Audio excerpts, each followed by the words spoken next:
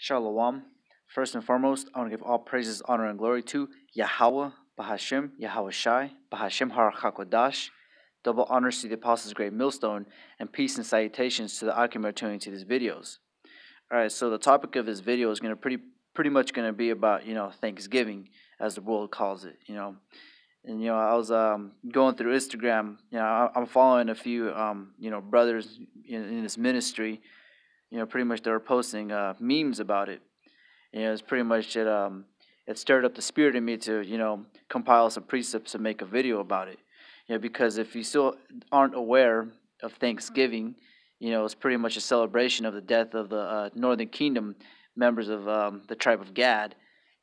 But the world pretty much says, the pilgrims came over here and they became friends. That's contrary to what actual history tells us. If you actually dig deeper through the surface of what Thanksgiving is all about. All right, so like I was saying, I was going through Instagram, and I saw a few of these clips, and it's just to goes to show you, because most of these clips, like this cartoon that I'm about to play, Esau Edom was behind it because he was showing his true feelings, how he feels about the indigenous people of America. Back then when they came here, and a few years ago when they were making cartoons, and then still to this day, Esau has not changed. So I'm not going to play any volume, but I'm just going to let you watch the clip. So obviously that's a caricature of an Indian, as they say in the clip. And you got a hillbilly Edomite with Porky the Pig. They're pretty much going up against a Gadite.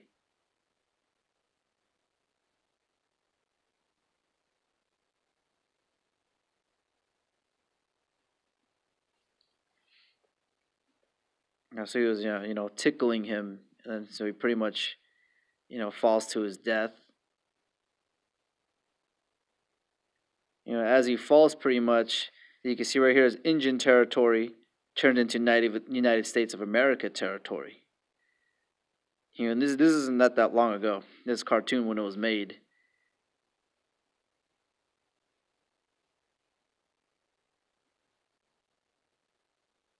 That's all. That's all I'm going to show. I'm going to show some of the other the memes that they had pretty much. I could have sworn I had another one. Oh, no worries. I'll just show the ones that I got here. It says steal the land Thanksgiving, sell the slaves Black Friday. And this one right here, this one was funny to me. It says black people F Christopher Columbus Day, and it says 1 month later on Thanksgiving, you see Jake over here, celebrating Thanksgiving, feasting over the death of the northern tribe of Gad. I swear, I think I had another one, but I'll just go ahead and bring the precepts.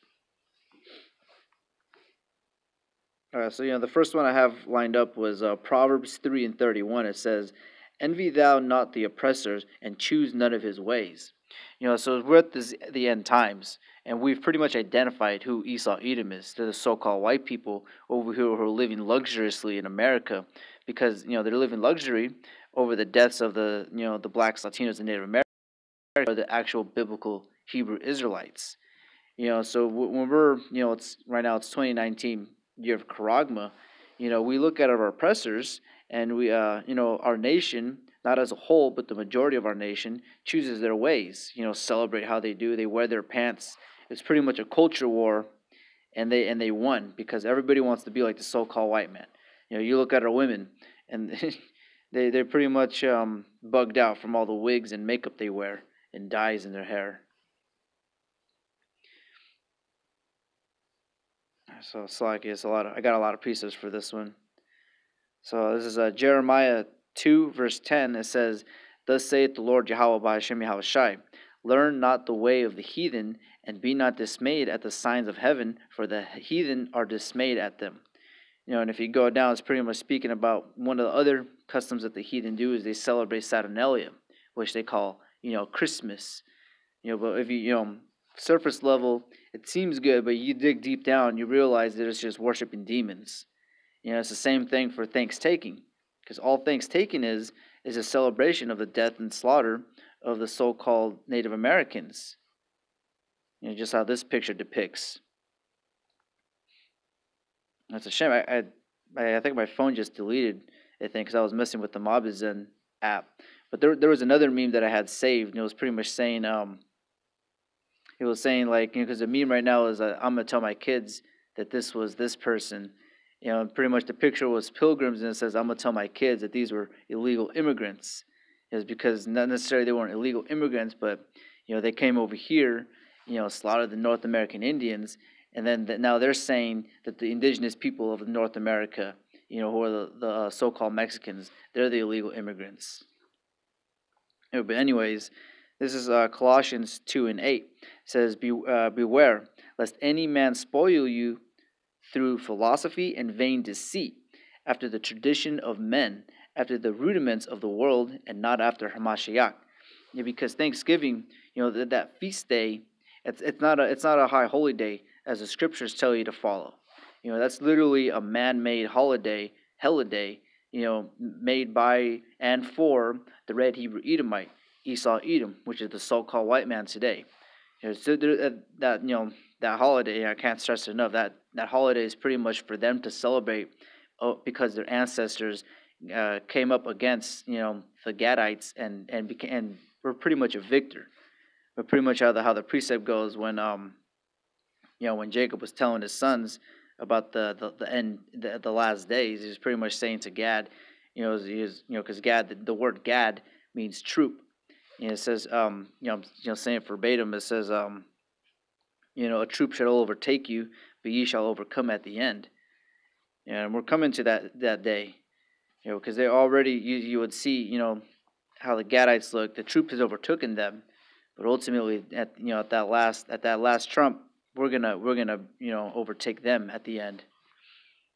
All right, so this is let's see, this is kind of Psalms 37:21. It says, "The wicked borroweth and payeth not again, but the righteous showeth mercy and giveth." So the wicked, like I was saying, is the red Hebrew Edomites. The so-called white people.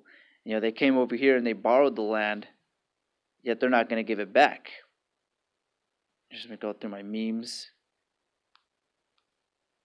And it's just like how this picture is showing as a Gadite woman. It says, "So you're telling me you believe Hebrews are entitled to the land of Israel because their ancestors once lived there?" And it's basically political commentary, because the so-called Jew, they're far from being, the sons of Jacob.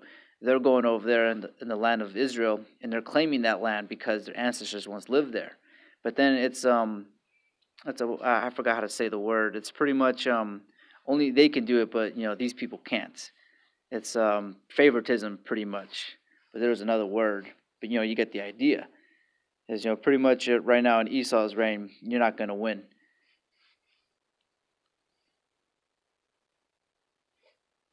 All right, moving on down to the precepts I got. All right, so this is I'm gonna start. This is Sirach 12, and I'm gonna start at 10. It says, "Never trust thine enemy, for like as iron rusted, so is his wickedness." And we could see, face value, kids going to high school or elementary school, they're not going to entirely know what happened on Thanksgiving and why pretty much they're forced to celebrate that day.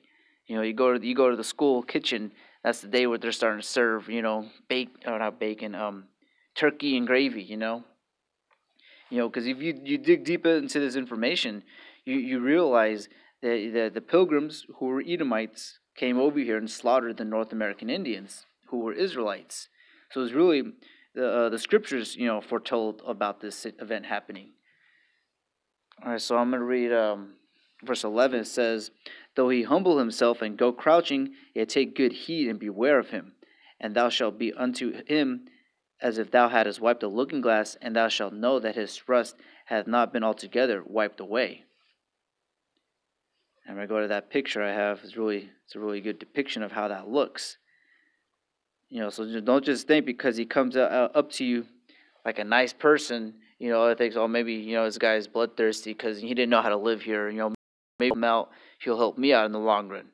That's not how Esau Edom rolls. We have historical accounts on what happens if you do that with Esau. And this is the main one, literally the main one, because he's going to stab you in the back whenever he gets the chance. All right, so I'm actually going to jump down to verse 16, and it says, "An enemy speaketh sweetly with his lips, but in his heart he imagined how to throw thee into a pit. He will weep with his eyes, but if he findeth opportunity, he will not be satisfied with blood." As we know, man, this land was, claimed by the Edomites through blood, a lot of bloodshed. All right, so this is Psalms 55 and 20. It says, "He hath put forth his hand against such as be at peace with him. He hath broken his covenant. The words of his mouth were smoother than butter, but war was in his heart." And I'm going to, zoom into he hath broken his covenant, because the history goes, when those pilgrims came over here, they had covenants. They had treaties pretty much that they weren't going to pretty much push out the Gadites and where they were dwelling at. But pretty much the American government broke all the treaties that they had with the North American indigenous American people. The Gadites, the Hebrew Israelites. If you dig deep enough, you'll find out that those are who those people are. All right, so I'm going to read that part again. It says, "He hath broken his covenant." Let me just show you real quick that handshake picture. Whatever covenant was here, obviously Esau wasn't going to hold it to a high regard. He's going to break it. And this devil has not changed. It's the same devil we're speaking with, dealing with on our day-to-day lives. All right, so verse 21 says, "The words of his mouth were smoother than butter, but war was in his heart. His words were softer than oil, yet were they drawn sword." And like I said, man, you have the perfect example in history how, this devil has not changed. Back then, one of the things he did to the North American Indians is he gave them, blankets full of diseases. So you could see him doing the same thing with the food they were eating. He's selling you this, so-called grade A meat, but in reality, this MF is putting all these type of, hormones and chemicals into the meat, crop dust in the fields, pretty much ultimately to kill you. All right, so I'm going to end off on a good note with these last precepts. Because judgment's coming. Judgment's coming for the person who shed blood over here in America. So I'm gonna read this one now. So I feel like it's oh, it's okay. I don't have it. I'll go ahead and pull it up right now.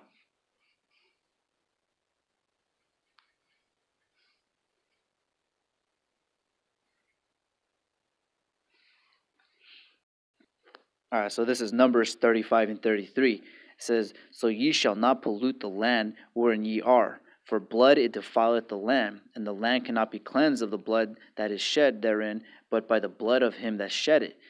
And that's Esau all through and through. He's the only person who came over here and shed all that blood.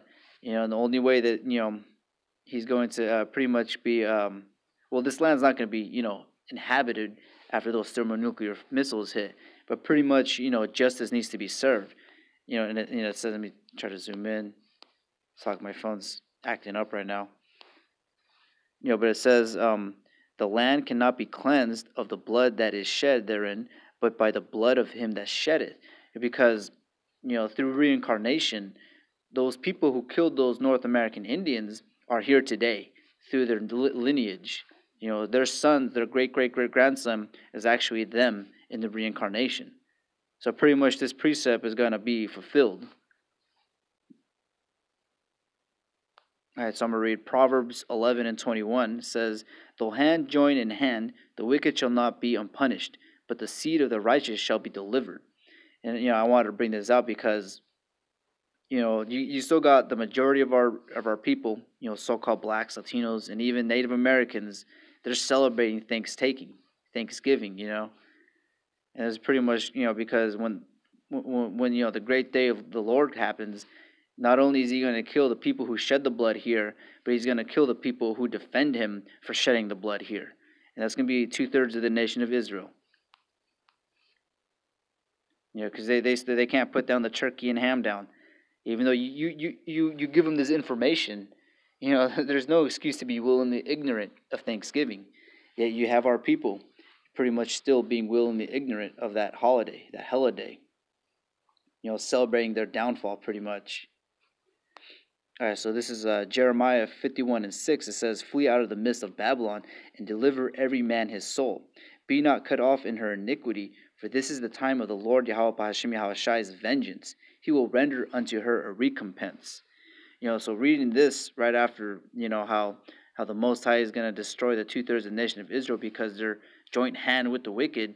You know, you want to be as far away as possible from a turkey this upcoming Thanksgiving holiday. You know, I would. All right, so I'm gonna read this last precept. This is Sirach 9 and 11. It says, envy not the glory of a sinner, for thou knowest not what shall be his end. Delight not in the things that the ungodly have pleasure in, but remember they shall not go unpunished unto their grave. You know, so even though, you know, from a carnal standpoint of view, you know, Thanksgiving looks like a poppin' day. It's like my phone's bugging. I won't let me click the picture. You know, you can't choose his ways. So if he's celebrating this day, you want to get yourself a turkey leg. You know, you're better off not, because pretty much you're going to be joint hand in hand with their celebration of the downfall of the Lord's people. You know, so, you know, I just wanted to do this video because I saw those memes. You know, it stirred up the spirit in me to compile all these precepts. You know, so I want to give all praises, honor, and glory to Yahweh, Bahashim, Yahweh Shai, Bahashim Har Hakodash. And, you know, my advice, you know, if Jake have family that they're living with or dealing with, you know, just put your foot down. Say, you know, I'm fasting today. If you haven't gotten to that point where your family's aware that you fast, you know, me, I kind of have it good. My grandmother knows to an extent, like she's still going to, you know, cook for the family, you know, but like she already knows she's not going to serve me a plate that day, you know, because we're what's the word, we're in agreement that I don't celebrate these holidays. Guys, you know, all praise, honor, glory to Yahweh, Bashim, Yahweh Shai, you know, Shalom, Akim.